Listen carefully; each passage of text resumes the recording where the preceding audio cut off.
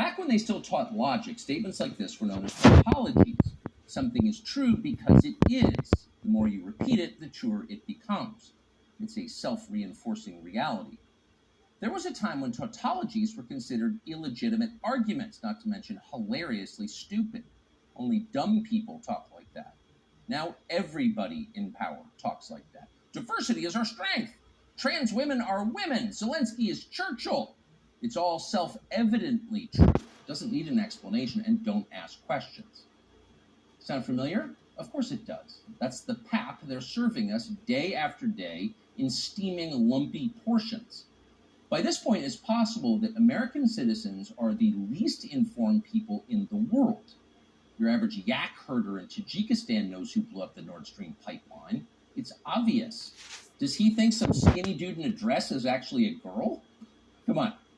That idea would never occur to him. You've got to be lied to at full volume over a period of years in order to reach conclusions like that. And of course, we have been. The media lie. They do. But mostly they just ignore the stories that matter. What's happened to the hundreds of billions of US dollars we've sent to Ukraine? No clue. Who organized those BLM riots 3 years ago? No one's gotten to the bottom of that. What exactly happened on 9/11? Well, it's still classified. How did Jeffrey Epstein make all that money? How did he die? How about JFK? And so endlessly on. Not only are the media not interested in any of this, they are actively hostile to anybody who is. In journalism, curiosity is the gravest crime.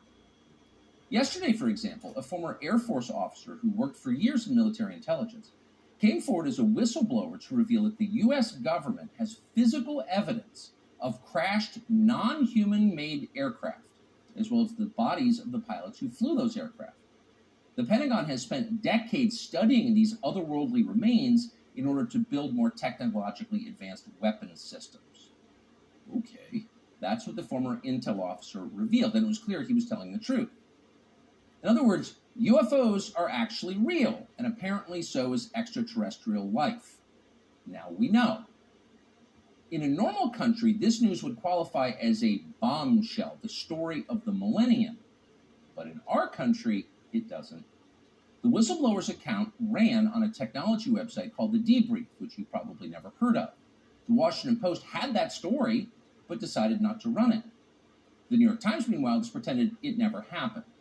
On the front page of the New York Times website this morning, there were 5 stories about Ukraine, as well as 4 stories apiece about Donald Trump, trans people, and climate change, the usual lineup.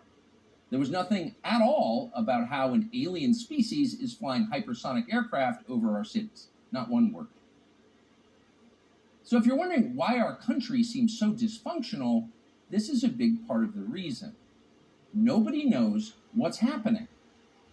A small group of people control access to all relevant information, and the rest of us don't know. We're allowed to yap all we want about racism, but go ahead and talk about something that really matters and see what happens. If you keep it up, they'll make you be quiet. Trust us. That's how they maintain control. When Western tourists first started traveling in large numbers to the Soviet Union in the early 1970s, they found that many Russians had a completely warped understanding of the United States. They thought that Americans lived in grinding poverty, in a state of perpetual race war, and were desperate to flee to the freedom and prosperity of the Eastern Bloc. They thought this because that's what they had been told. They had no way to know otherwise. The few Russians who understood what was really going on in the rest of the world had learned about it from listening to shortwave radio broadcasts, sometimes under the covers so the neighbors wouldn't hear. 50 years later, it is bewildering to consider the ironies here. We're the ones who live in ignorance now. The U.S. government has managed to classify more than 1 billion so-called public documents. So at this point, we can't possibly know what our leaders are doing. We're not allowed to know. By definition, that is not a democracy. Yet it's fine with the media. Secrecy is a powerful tool of control. Stop asking how we got so rich. Here's another story about racism. Go eat each other. That's the program. That's how most of us now live here in the United States. Manipulated by lies, silenced by taboos. It is unhealthy and is dehumanizing, and we're tired of it. As of today, we've come to Twitter, which we hope will be the shortwave radio under the blankets. We're told there are no gatekeepers here. If that turns out to be false, we'll leave. But in the meantime, we are grateful to be here. We'll be back with much more very soon.